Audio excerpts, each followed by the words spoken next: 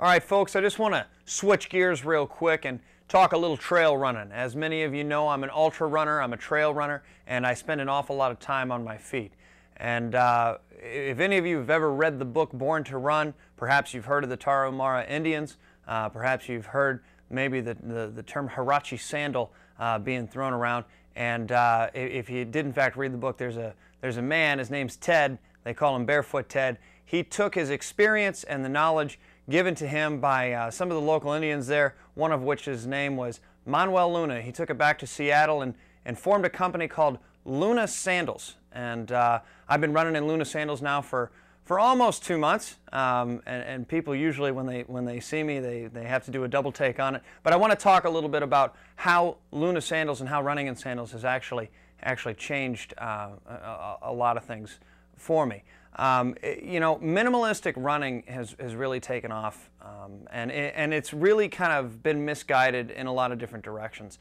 Minimalist running doesn't mean necessarily that you should have a minimal amount of material underfoot.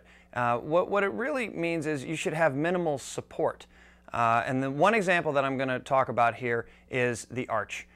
So I run in these zero drop Luna sandals. I also run in ultra running shoes when it calls for it.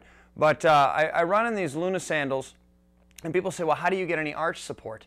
And the argument that I always like to say is when you think about an arch from an architectural standpoint, an arch is a magnificent structure because the more weight applied down onto an arch, the stronger the arch gets.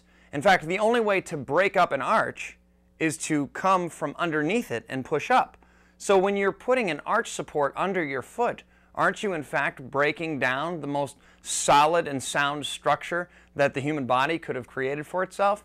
It's an interesting argument. And what I've found is the more minimalist running that I do and the more that I run in these Huarache sandals, the stronger my feet in fact get.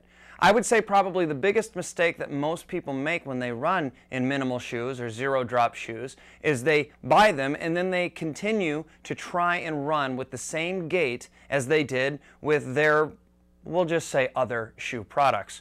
And that's a terrible mistake because you simply don't have the support that is going to support a heel strike or a fully extended leg out in front of the body.